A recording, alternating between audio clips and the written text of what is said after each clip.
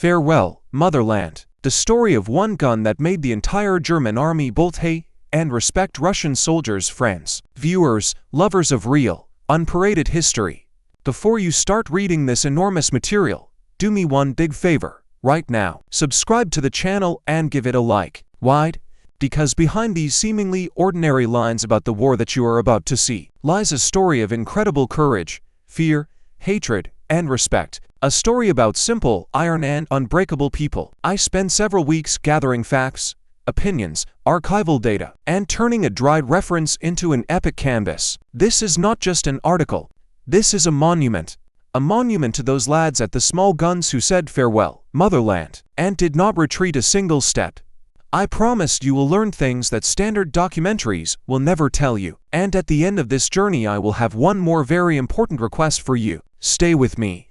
It is worth it. Imagine the dawn of 22nd June 1941. Silence, the last peaceful seconds, and then thunder, the roar of engines, the clanking of tracks.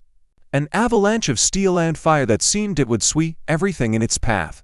This is not a movie. This really happened. Among those who first met this hell were not only the border guards at their outposts. There were them, the crews of small, inconspicuous guns, the very ones that soldiers affectionately and bitterly called 45s.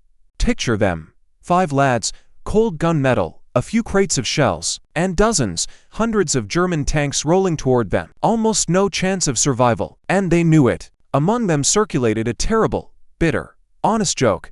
After the command fire, you were supposed to think to yourself farewell, Motherland, because the shock gave away the position, and the enemy's next salvo would already be aimed at you. But it was these boys at these guns who became the cement, the rock on which the blitzkrieg stumbled.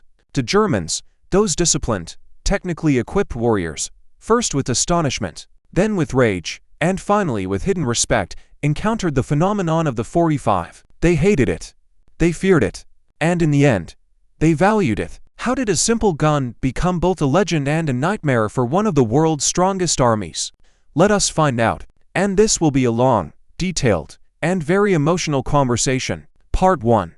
The birth of the little hammer. How a German child became a Russian weapon. To understand the essence, we must look into the past. The story of the 45 is a story of military cunning and engineering ingenuity. After the First World War, the young Soviet Union desperately needed a modern army. We had almost no design schools of our own, so we made a deal.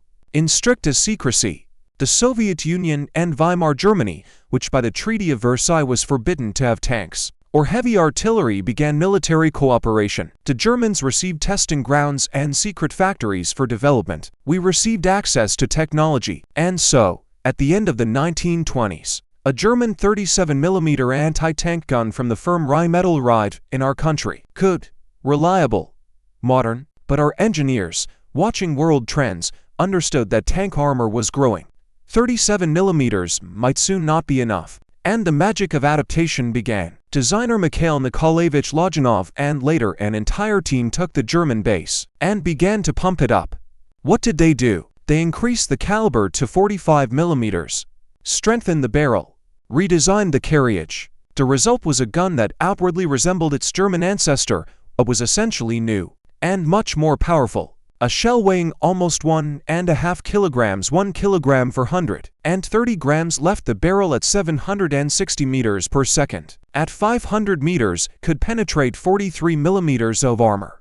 That was an excellent characteristic. Wide. Let us look at the German tank fleet at the start of the war. The backbone consisted of PZ, I and PZ-2, essentially reconnaissance tanks with 15 to 20 millimeter armor.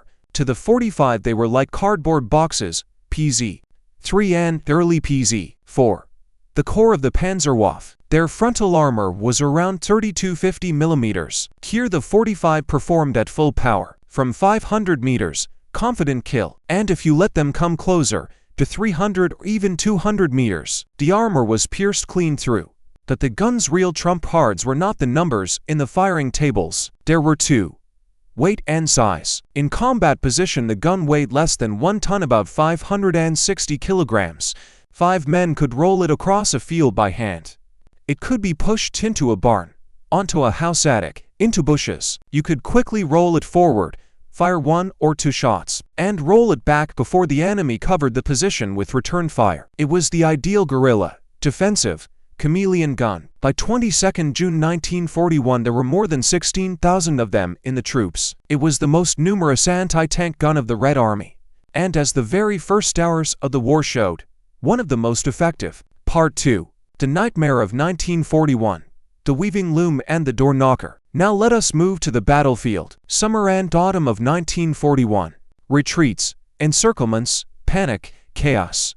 Though wherever organized defense was set up, the 45s worked miracles.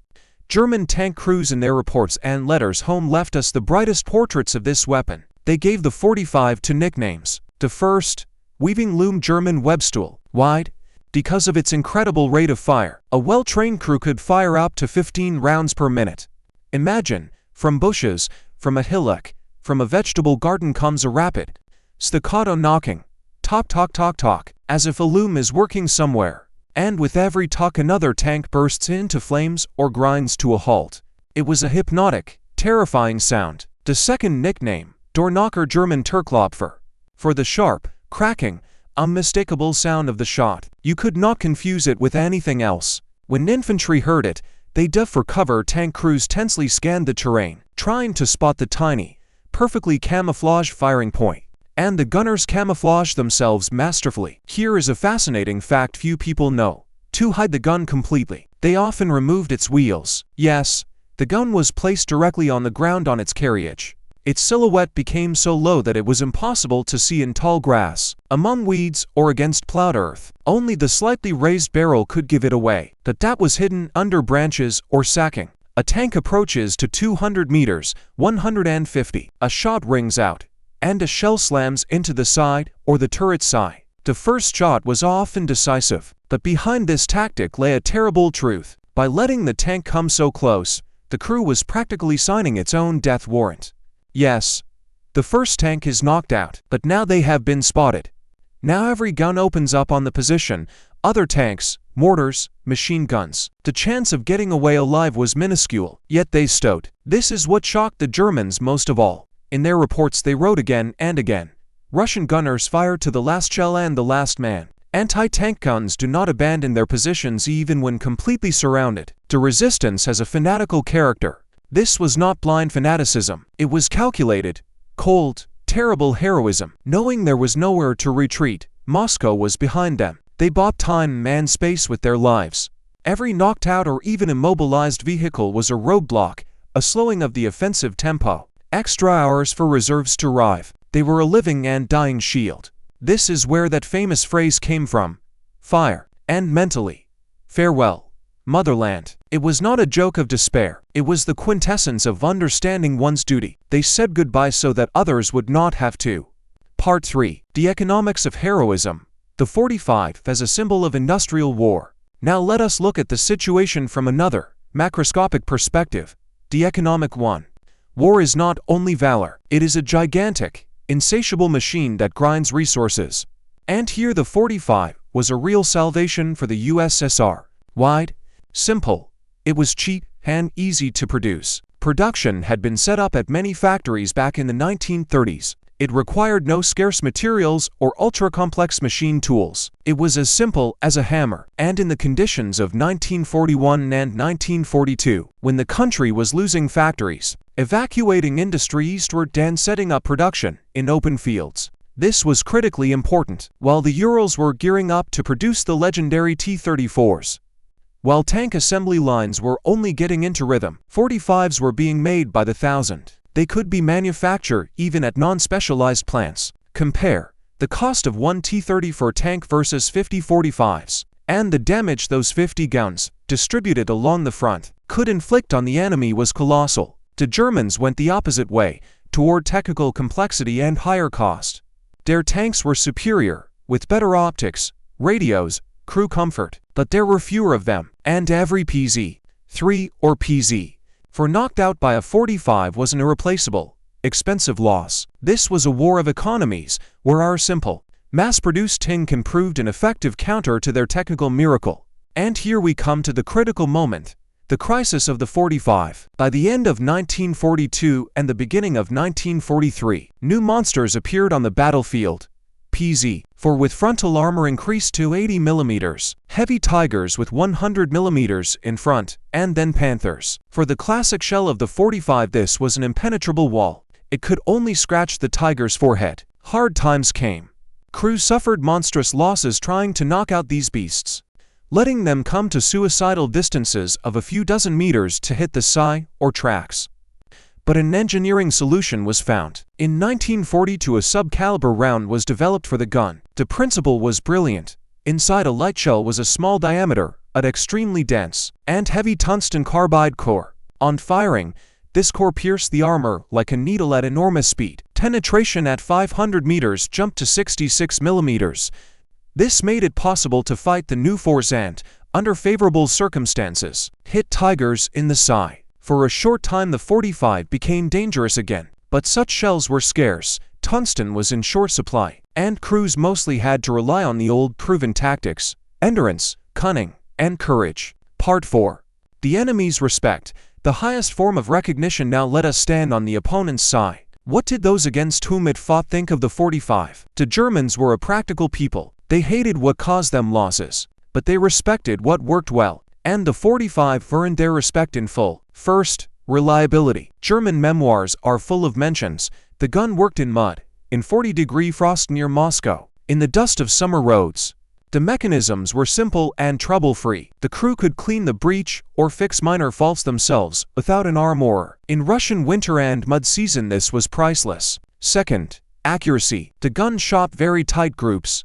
A trained gunner from 1 kilometer could put several shells into a 1 meter square. At real combat distances of 300 to 500 meters, hitting a tank's weak spot was not difficult. Third, mobility. The Germans, suffering from Russian roads, appreciated how easily this gun could be moved by horse or even by men. Their own anti-tank guns were heavier and bulkier. And fourth, and most important, the courage of the crews.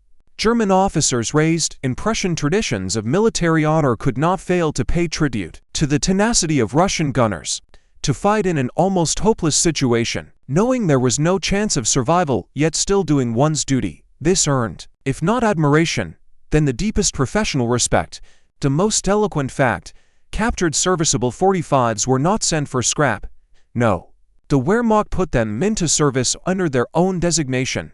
4.5 cm Pak 184/1R. The R stood for Russian Russisch. These captured guns armed second-line units, occupation divisions, and were sent to the Atlantic Wall, the defensive line against Allied landings. Imagine, a German soldier stands behind a Russian gun on the coast of France waiting for Americans or British to land. Is this not the highest evaluation? The enemy uses your weapon because he trusts it. That meant more than any laudatory newspaper articles. Part 5. Reflections at the Iron Calibre. What matters more, iron or spirit? So what ultimately decided the outcome of those duels? The technical characteristics of the gun or the incredible strength of spirit of its crews? This is the eternal question of military history. On one hand, without a good, accurate, reliable gun, no amount of courage would have helped. You cannot stop a tank with bare hands. The 45 gave the soldier the technical possibility to do it. It was the equalizing tool in what seemed an unequal fight. On the other hand, imagine the same soldier, but without the will to resist. In the chaos, encirclements, and panic of the first months of the war, it was possible simply to abandon the gun and lead. Sadly, that happened too, but there were others. Those who stayed, who from behind the gun shield saw not an invincible steel monster, but a target, who calculated trajectories, waited, let the enemy approach, pressed the trigger, whose will, tenacity, fury turned a simple gun into a fearsome weapon hated by the enemy. The 45 is the ideal symbiosis. It is when technology, simple, reliable, mass-produced, falls into the hands of a man inspired by the highest goal, defense of his home. And then a phenomenon is born. A legend is born. A gun that even some of our own commanders initially underestimated became a people's, soldiers' weapon. They loved it. They cherished it. They wrote songs about it and told those bitter jokes. It served throughout the entire war. Yes, from 1943 it was gradually replaced by more powerful guns, 57 and 70, 6mm East-2 and Z3, but 45s remained in the ranks until the last day. They destroy not tigers anymore, but lightly armored targets, bunkers, enemy infantry. They became the workhorse, the symbol of how it all began in that terrible June. Friends, we have traveled a long road, from German blueprints to Ural factories, from the first shots on the border to the final salvos in Berlin. This is not a story about one gun. This is a story about spirit, about how a simple thing, placed in strong hands, changes the course of history. How the phrase "farewell, motherland" became not an end, but the beginning of a feat that even the enemy was forced to respect. I ask you one thing. Do not let this story sink into the abyss of oblivion. Write in the comments, what else from military history? What other simple but legendary weapon or deed would you like me to tell about next time? Your opinion is my main compass. And of course, subscribe to the channel and give a like if this deep, hard-won story touched you the same way it touches me every time I think about those lads, at those guns. Let memory live. As long as we remember, they are with us, and their 45s are still standing guard over our history.